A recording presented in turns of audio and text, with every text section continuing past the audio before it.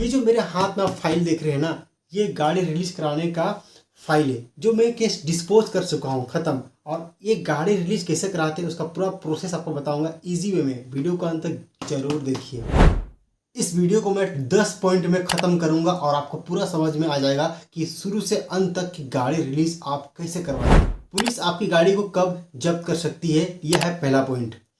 अगर आप ट्रैफिक नियम का उल्लंघन करते हैं या जो भी आप गाड़ी चला रहे हैं उस गाड़ी का रजिस्ट्रेशन नहीं कराए हैं, कोई प्रॉपर कागज़ उस गाड़ी से संबंधित नहीं है, पुलिस को लगता है कि उस गाड़ी से आप कोई अपराध कर सकते हैं, उसे ये संदेह है, या कोई एक्सीडेंट हो जाता है तो एक्सीडेंट के होने के बाद उस गाड़ी को जांच करने के लिए पुलिस जब्त कर सकती है। तो ऐसे बहुत सारे कारण हैं जहां पुलिस जो है उस गाड़ी को जब्त कर सकती है।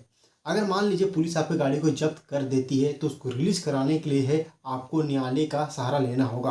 अब जब न्यायालय की बात आता है तो आपको एक एडवोकेट से भी संपर्क करना होगा और एडवोकेट के माध्यम से जो है आप कोर्ट में रिलीज पिटीशन फाइल करके उस गाड़ी का रिलीज कराएंगे। कोर्ट से अगर आप गाड़ी रिलीज करा रहे हैं तो गाड़ी से संबंधित आपको सभी दस्तावेज को न्यायालय में जमा करना होगा। जिसके नाम पे गाड़ी है उसका आधार कार्ड लगेगा, गाड़ी का ऑनर बुक, गाड़ी का इंश्योरेंस प्रॉपर होना चाहिए। गाड़ी का इंश्योरेंस जो है उसमें ये दिखना चाहिए कि आईडीवी वैल्यू उसका कितना है, गाड़ी का अभी करंट में कितना प्राइस है, क्योंकि गाड़ी का जो प्राइस है वो जब खरीदते हैं तो गाड़ी का प्राइस उसका दाम घटते जाता है, तो दिखना चाहिए आईडीवी वैल्यू की गाड़ी का प्राइस कितना है। इंश्योरेंस फेल नहीं होना चाहिए। सभी का जितने भी कागज हैं सबका एक जेरॉक्स कॉपी आपको न्यायालय में सबमिट करना होगा। Third number point, petition file होने के बाद आपको एक केस नंबर दिया जाएगा। केस नंबर मिलने के बाद एक डेट फिक्स किया जाएगा हेयरिंग के लिए, और जिस दिन डेट फिक्स किया जाएगा उस दिन आपको गाड़ी का सभी ओरिजिनल डॉक्यूमेंट को अपने साथ लेकर जाना है। और उस दिन आपसे सारा डॉक्यूमेंट देखेंगे जज साहब, इसीलिए आपको सब कुछ आपको कागज़ ओरिजिनल लेके जाना है। और उस डेट पे आपके वकील साहब जो होंगे वो हेयरिंग करेंगे कि थाने से रिपोर्ट मंगाने के लिए, और यहाँ से एक चिट्ठी जाएगा थाना और उस गाड़ी से संबंधित वो जांच करके देंगे उस गाड़ी को छोड़ना चाहिए या नहीं छोड़ना चाहिए। इसके लिए आपको वेट करना होगा। फोर्थ नंबर पॉइंट, रिपोर्ट कब आएगा यह देखना एडवोकेट का काम होता है। अगर रिपोर्ट आ जाता है तो जिस दिन केस का डेट फिक्स किया जाता है उस दिन आपको उस दिन भी ओरिजिनल डॉक्यूमेंट लेके आना है गाड़ी का, और उस दिन आपके वकील साहब हेयरिंग करेंगे और हेयरिंग के बाद और सारा ओरिजिनल डॉक्यूमेंट, पुलिस रिपोर्ट और सब कुछ देखने के बाद जो जज होंगे वो आदेश देंगे गाड़ी रिलीज करने के लिए। तो आपको इस बात को ध्यान रखना है कि फिफ्थ नंबर पॉइंट, जज साहब जो होंगे गाड़ी का रिलीज करने से पहले आपसे श्योरिटी बॉन्ड लेंगे कि आप उस गाड़ी को जब तक केस चलेगा तब तक आप उससे नहीं बेचेंगे। एक श्योरिटी बॉन्ड आपसे लिया जाएगा। उसके बाद उस गाड़ी का चेंज भी आपको नहीं करना है। आपको जब तक केस चलेगा उस गाड़ी में कोई चेंजेस भी आपको नहीं लाना है, कलर वगैरह सब कुछ एकदम गाड़ी को ठीक अच्छे कंडीशन में आपको रखना है। एग्जाम्पल से समझते हैं कि अगर आपका गाड़ी का इंश्योरेंस पेपर में आईडीवी वैल्यू में 26,000 गाड़ी का वैल्यू लिखा गया है तो जज साहब जो हैं 30,000 का श्योरिटी बॉन्ड का आदेश कर सकते हैं। एक एग्जाम्पल था। गाड़ी का जैसा वैल्यू रहेगा उस तरह से आपको श्योरिटी बॉन्ड आपको देना होगा। श्योरिटी बॉन्ड में आपको 30,000 वैल्यू का कोई भी संपत्ति आपके पास है उसका कागज आपको न्यायालय में जमा करना होगा। जैसे कि कोई आपके पास गाड़ी है तो गाड़ी का पेपर पूरा आपको देना होगा, सब कुछ क्लियर करके।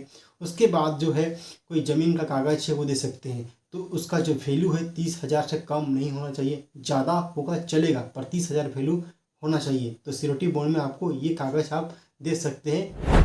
6 नंबर पॉइंट, जो भी व्यक्ति श्योरिटी बन रहे हैं अगर वो गाड़ी का कागज दे रहे हैं तो श्योरिटी बनने के लिए आपको जो है सबसे पहले आपका आधार कार्ड लगेगा। जो गाड़ी का आप श्योरिटी दे रहे हैं उस गाड़ी का ऑनर बुक, इंश्योरेंस पेपर पूरा कंप्लीट होना चाहिए।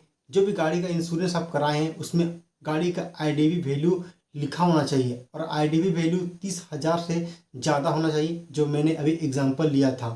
ठीक है, ये गाड़ी पे वैल्यू पे डिपेंड करता है। मान लीजिए 1 लाख है तो 1 लाख से ज़्यादा होना चाहिए, उस तरह से होना चाहिए। उसके बाद गाड़ी का इंश्योरेंस फेल नहीं होना चाहिए, इस बात का ध्यान। 7 नंबर पॉइंट, अगर आप श्योरिटी बॉन्ड बनने के लिए ज़मीन का कागज दे रहे हैं तो ज़मीन का माल गुजारी रसीद आपको करंट ईयर का देना पड़ेगा। जैसे 2025 है तो 25 का आपको देना पड़ेगा। ज़मीन का रसीद में जो है आपका नाम होना चाहिए। अगर आपका नाम नहीं है तो पिताजी का नाम लिखना चाहिए, ठीक है। दादाजी का नाम है तो आपको एक वंशावली आपको बना करके देना होगा, सत्यापित करके। तो ये डॉक्यूमेंट आपको देना पड़ेगा और उसका वैल्यू जो है 30,000 से कम नहीं होना चाहिए। पॉइंट नंबर 8, अब आपको जो है इंडेमनिटी बॉन्ड, ठीक है, और सिक्योरिटी बॉन्ड, मेरे पास कागज इसलिए समझा रहा हूँ मैं। तो ये आपको पिटीशन आपको कोर्ट में दाखिल करना होगा। इंडेमनिटी बॉन्ड के साथ जो है आपको नॉन जुडिशियल स्टाम्प आपको देना पड़ेगा। जो गाड़ी का वैल्यू है उसका 3% का आपको नॉन जुडिशियल स्टाम्प का ड्यूटी जो पेमेंट है करना पड़ेगा सरकार को। उसके बाद ये डॉक्यूमेंट को अटैच करना है। उसके बाद जो गाड़ी का ओरिजिनल गाड़ी का फोटोकॉपी दिया, इंश्योरेंस है, उसका आधार कार्ड है ओनर का। उसके बाद जो सिक्योरिटी दे रहा है, ठीक है, उस गाड़ी का, उसका भी आधार कार्ड लगेगा और उसका गाड़ी का ओनर बुक लगेगा। ओके, उसके बाद जो है गाड़ी का इंश्योरेंस उसका लगेगा जो सिक्योरिटी दे रहा है। सभी डॉक्यूमेंट को आपको अटैच कर देना है। उसके बाद आपको कोर्ट में फाइल कर देना है। कोर्ट में फाइल करने के बाद जो है सेरेसदार रिपोर्ट के लिए जाएगा। सेरेसदार आपके सारा पिटीशन को देखेंगे कि आप सही से बॉन्ड दिए हैं कि नहीं, सिक्योरिटी बॉन्ड ठीक है कि नहीं। आप उससे कुछ क्वेश्चन पूछा जाएगा सिक्योरिटी से कि आप किसका सिक्योरिटी बने हैं, ठीक है, कितना का बने हैं, और जो ऑनर है गाड़ी का उससे आपका क्या रिलेशन है। इस तरह का क्वेश्चन उनसे पूछा जाएगा। पॉइंट नंबर 9, सारा पेपर चेक होने के बाद जो है जो सेरेसदार होते हैं वो कोर्ट रूम में रिकॉर्ड को भेज देते हैं। अब आपको भी जाना है कोर्ट रूम में सारा डॉक्यूमेंट को ओरिजिनल अपने हाथ में रख करके, ठीक है। ओरिजिनल कॉपी को सारा चीज़ चेक करेंगे, जज साहब सब देखेंगे सब कुछ ठीक है, गाड़ी रिलीज़ करना चाहिए आराम से, कोई दिक्कत नहीं है, तब आपका गाड़ी रिलीज़ हो जाएगा। उस समय जज साहब कुछ क्वेश्चन पूछ सकते हैं आपको कि आप इस गाड़ी का ऑनर है जिसका रिलीज करा है गाड़ी, उसे आप कैसे जानते हैं और कितना का सिक्योरिटी आप दे रहे हैं, ठीक है, और कितना का सिक्योरिटी आप बने हैं। इस तरह का क्वेश्चन पूछ सकते हैं। तो जज साहब को सब प्रॉपर सबको ठीक लगता है तो वो रिलीज जो है ऑर्डर पर साइन कर देते हैं और वो आपको एक कॉपी मिलता है ओरिजिनल, ठीक है, वो आपको मिलेगा। आप उसे आप थाने लेकर जाएंगे और थाने लेकर के अपना गाड़ी जाएंगे और एक कॉपी अपने पास रखना है, एक कॉपी थाने को देना है। उसके बाद आपका गाड़ी रिलीज हो जाएगा। पॉइंट नंबर 10 नंबर में क्या करना है, आपको हमारे चैनल को सब्सक्राइब कर लेना है, क्योंकि हम जो है इस चैनल पर आपको कानूनी जानकारी आपको समय समय पर देते रहते हैं। नया नया वीडियोस अपलोड होता है तो आप चैनल को सब्सक्राइब करके जरूर रखिए। आपको हमेशा कुछ ना कुछ नया सीखने को मौका मिलेगा इस चैनल पे। अगर आपको किसी तरह का डाउट होगा तो कमेंट सेक्शन खुला हुआ है, जाके कमेंट करिए। यहाँ से आप हमसे क्वेश्चन पूछ सकते हैं, मैं आपका हेल्प ज़रूर करूँगा। और हाँ, इसके लिए गाड़ी रिलीज कराने के लिए आप एडवोकेट से संपर्क जरूर करें।